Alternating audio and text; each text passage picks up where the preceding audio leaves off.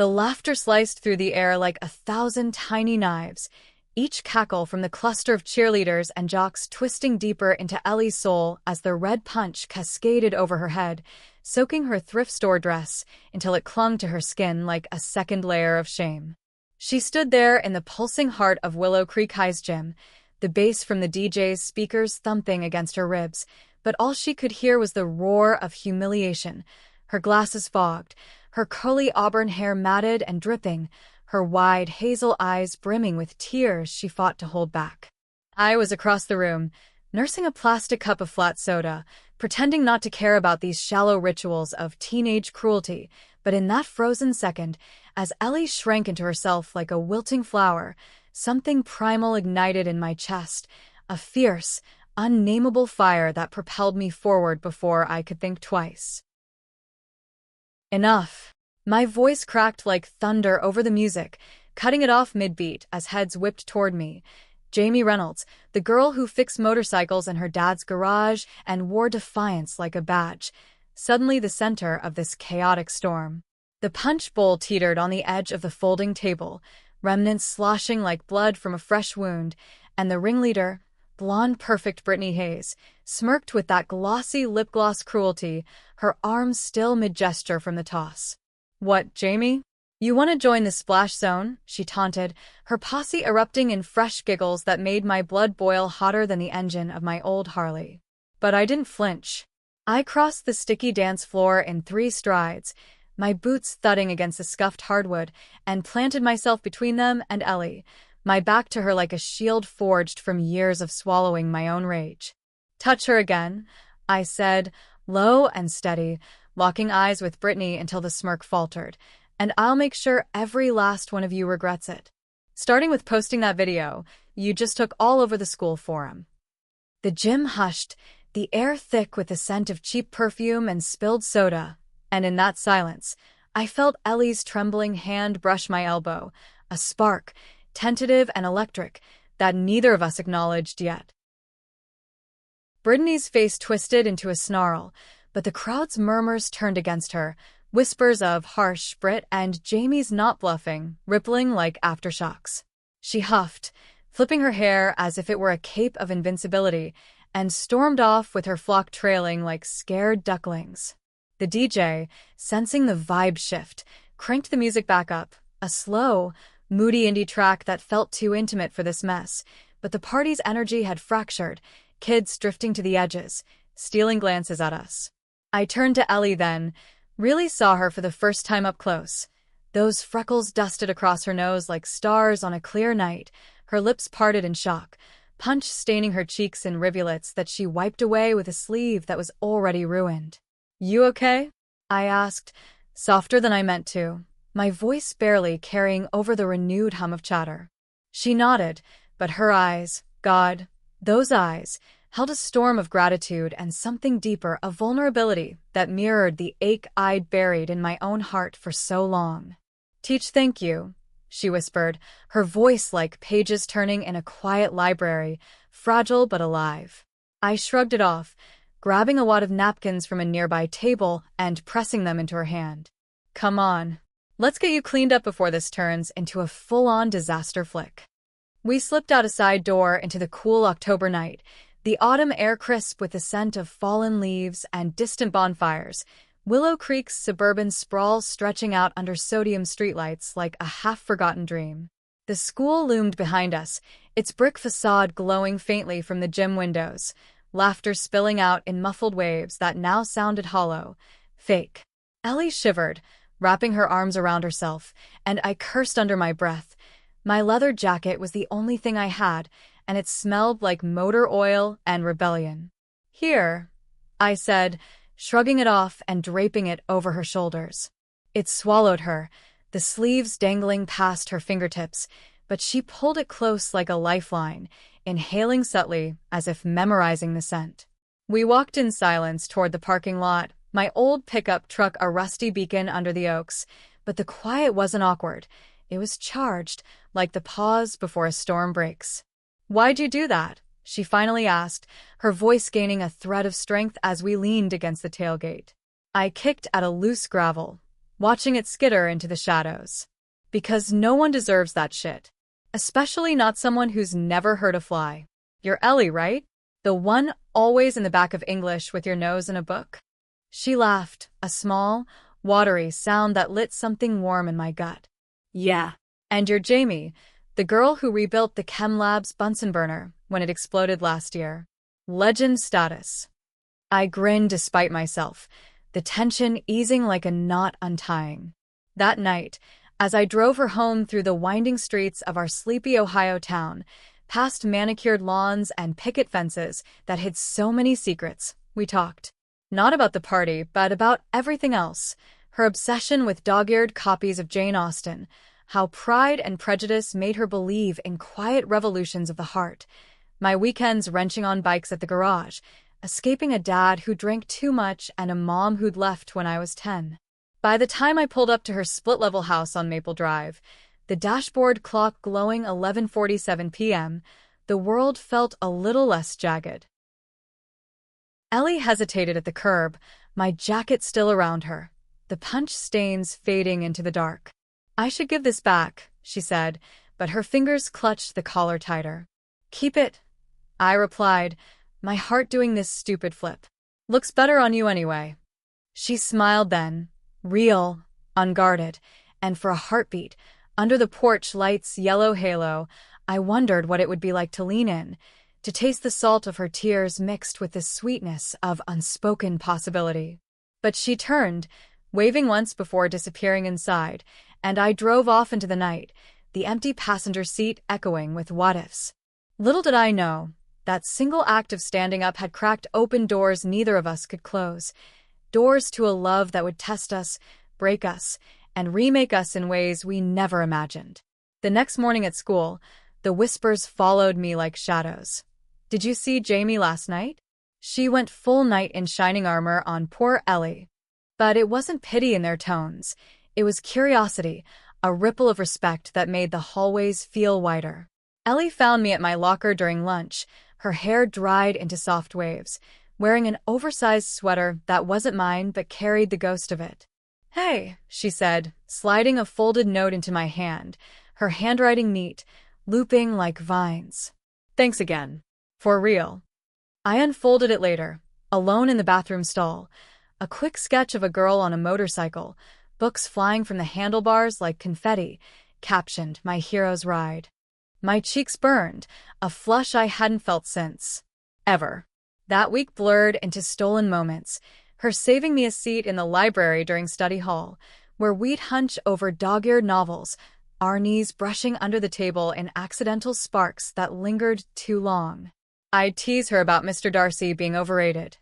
Give me a girl who can handle a torque wrench any day, and she'd counter with quotes from Virginia Woolf, her voice gaining fire, eyes locking on mine with an intensity that made my pulse race.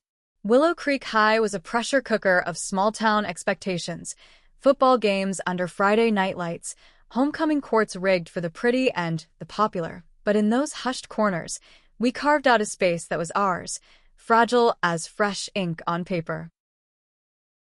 Yet the humiliation from the party wasn't buried. It festered like an untreated wound.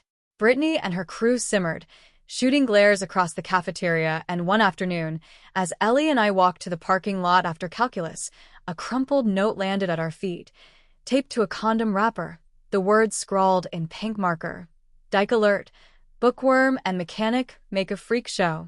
Ellie's face drained of color, her hand flying to her mouth, and I snatched it up, crumpling it into oblivion before the rage could swallow me whole. Ignore them, I growled, but inside, doubt clawed. Was this what standing up had unleashed? A target on both our backs? That night, I revved my bike too hard down empty back roads, the wind whipping tears I wouldn't admit to, until my phone buzzed. Ellie's text, a single line from her favorite book. Whatever our souls are made of, hers and mine are the same. My heart stuttered, and I turned the bike toward Maple Drive, parking in the shadows across the street. Her bedroom window glowed soft, curtains parted just enough for me to see her silhouette, curled on the bed with a book, unaware of the guardian I'd become. But as weeks folded into months, What started as protection bloomed into something tender, undeniable. Our first real touch came during a rain-soaked study session at my place. Dad out cold on the couch, the trailer park humming with distant TVs. Thunder rattled the thin walls as we pored over Hamlet, her shoulder against mine, and when she looked up, laughing at my terrible Danish accent, our eyes met, and time suspended. "Jamie," she breathed, and I closed the gap, my lips brushing hers tentative as a question. She answered with a sigh, her hand cupping my cheek, the kiss deepening like a story unfolding, soft at first, then urgent, tasting of peppermint gum and the salt of hidden fears. We pulled apart gasping, foreheads pressed, the rain a curtain sealing us in. "I've wanted that since the party," she confessed, her fingers tracing my jaw. "Me too," I admitted, voice rough. But I was scared it'd ruin everything. In that moment, under the flicker of a bare bulb, we weren't the quiet bookworm and the tough mechanic. We were just Ellie and Jamie, two girls on the edge of a world that might not understand, but one we'd face together. Winter crept in on Willow Creek like a reluctant guest, blanketing the town in gray skies and the crunch of first snow under tires. Our secret unfolded in stolen pockets. Notes slipped into lockers, late-night drives to the quarry where we'd park and talk until stars pricked the black, her head on my shoulder as I traced patterns on her palm. But secrets in a town like ours had a way of unraveling, threads pulling loose at the seams. It started small, a classmate spotting us at the local diner, heads bent close over milkshakes, and by Monday, the whispers had teeth. "Jamie and Ellie? No way. That's just pity, right?" But Ellie felt it deepest, withdrawing into her books like a turtle shell, skipping lunch to hide in the AV room. I cornered her there one gray afternoon, the projector humming forgotten westerns on the wall. "Talk to me," I pleaded, kneeling by her chair, her knees drawn up like barriers. Tears welled as she whispered, "What if they're right? What if this, us, is just a phase or worse, something to be ashamed of?" My heart fractured at her words, the girl who'd quoted Woolf now doubting her own narrative. I took her hands, cold and trembling, and pulled her into my lap, holding her as sobs shook us both. "Listen," I murmured into her hair. "That night at the party? I didn't stand up because I pitied you. I did it because seeing you hurt felt like it was happening to me. You're not a phase, Ellie. You're the plot twist I didn't know I needed." She melted then, our kiss fierce and reclaiming, hands roaming under sweaters to map the warmth of skin on skin. But outside, the world pressed in, my dad grumbling about girls acting funny, her parents, strict Presbyterians with Bible studies every Sunday, eyeing her curfew slips with growing suspicion. The real storm hit in February, under a sky bruised purple with impending snow. Homecoming dance loomed, the gym transformed into a glittering cage of tinsel and tradition, and Brittany, ever the serpent, had woven her web. She'd cornered me in the girls' locker room after gym, her voice syrupy poison. "Heard you're playing Night for the Freak. Careful, Jamie. Ellie's not worth the fallout. Ask her folks." I shoved past, but the seed lodged, festering through practice shifts at the garage where grease couldn't wash away the unease. That night, I confessed over burgers at our spot, the neon sign buzzing like a warning. Ellie's fork paused midair, her face paling. "They suspect. Mom found a note, yours, the one with the heart doodle." She asked if I was confused, like it's a disease. Rage and helplessness warred in me, but I squeezed her hand under the table. "We'll tell them together. On our terms." She nodded, but fear shadowed her eyes, a prelude to the unraveling. The dance arrived like a verdict, the air thick with hairspray and hushed judgments. We went as friends.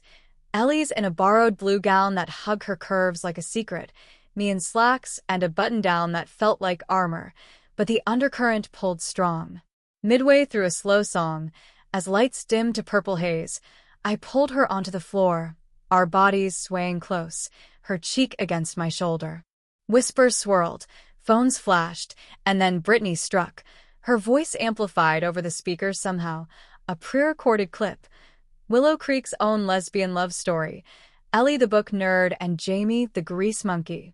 How sweet or sick. The music scratched to halt, gasps rippling like dominoes, and Ellie froze, her hand crushing mine as the gym erupted in chaos. Laughter, shouts, a few supportive claps drowned out.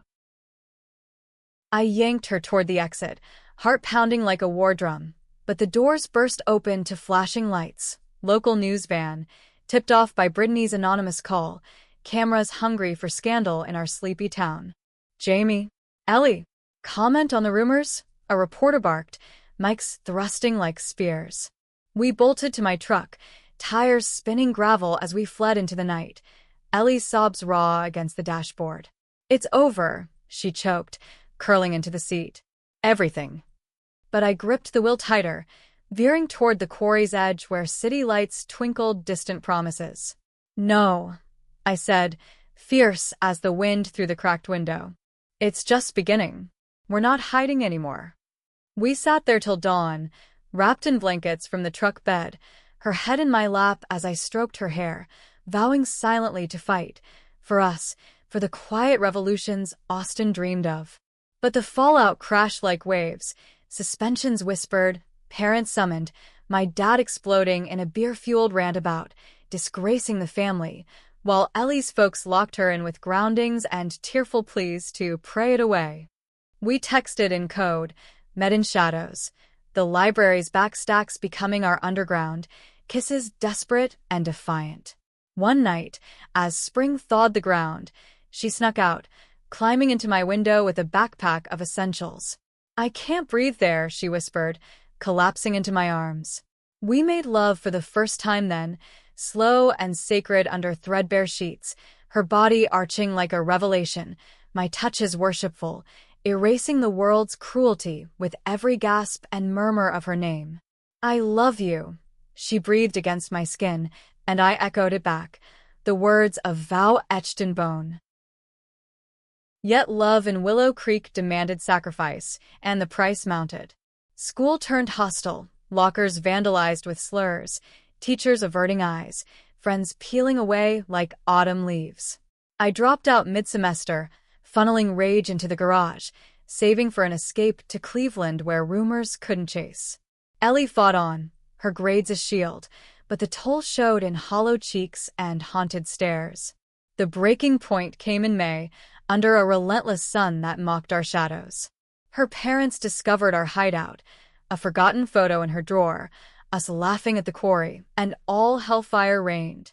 They dragged her to a conversion counselor, a snake oil preacher in a strip mall office, spewing verses like venom. She escaped after an hour, hailing a bus to my trailer, collapsing on the porch in hysterics. They want to fix me, like I'm broken, she wailed, and I held her through the night, my own tears silent rivers. That dawn, we plotted. Pack light, hit the road at midnight, aim for the city lights where love like ours could breathe. But betrayal lurked. Brittany, sniffing redemption, tipped them off. Tires screeched as cop lights painted the trailer red and blue, Ellie's parents storming in with warrants for endangering a minor. She wasn't yet 18, I was, but the law saw corruption. They pried her from my grip, her screams echoing as they hauled her away. Jamie, don't let go. And slammed the door on my world collapsing. The arrest came swift. Charges of contributing to delinquency, my dad's bail money scraped from garage scraps. Court loomed like a guillotine, the town courtroom packed with gawkers, Judge Harlan's gavel a thunderclap of judgment.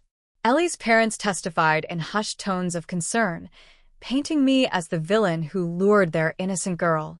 She sat across the aisle, pale as porcelain, mouthing, "I love you," when eyes averted. My lawyer, a harried public defender, argued consent and context, but the air reeked of bias, small-town hearts hardened by fear. Then Ellie rose, voice steady as steel despite the tremble in her hands. "Your Honor," she said, eyes locking on mine, "Jamie didn't lure me. She saved me from a world that wanted me silent. That night at the party, she stood up when no one else would. And every day since, she's shown me what courage looks like, What love looks like, real and raw. Gasps rippled. Her father's face crumpled. She pulled a sheaf of papers from her bag, letters we'd written, quotes from books that mirrored our story, a petition from classmates who'd found spines in our wake. This isn't delinquency. It's awakening. The judge leaned back, fingers steepled, and after an eternity, banged the gavel. Probation, counseling, mandatory but together, and a stern warning to the town. As cuffs clicked off, Ellie launched across the room, burying in my arms, our kiss a public declaration amid stunned silence. Summer unfurled like a promise kept, Willow Creek's fields blooming gold as we rebuilt, joint therapy sessions where we unpacked scars, her parents thawing inch by grudging inch after family interventions laced with Ellie's unyielding truth. I graduated equivalency in a dusty community center, diploma in hand as she cheered loudest, and we pooled savings for a tiny apartment in Cleveland, the city skyline a beacon of anonymity and opportunity. There, amid bustling streets and rainbow flags fluttering from cafes, our love deepened. No more shadows, just sunlight on shared mornings, her editing my grease-stained journals into stories, me building bookshelves from scrap for her ever-growing library. One crisp fall evening, a year to the day from the party, we stood on our fire escape overlooking the Cuyahoga River, her head on my shoulder as fireworks burst for the Pride Parade below. "We changed everything," she murmured, fingers laced with mine. "Not just our lives, there's two." I heard Brittany's in therapy now, owning her shit. I kissed her temple, heart full to bursting. From humiliation to this? Worth every fight. And as the colors painted the sky, we knew love wasn't a quiet ending, but a revolution, page after defiant page.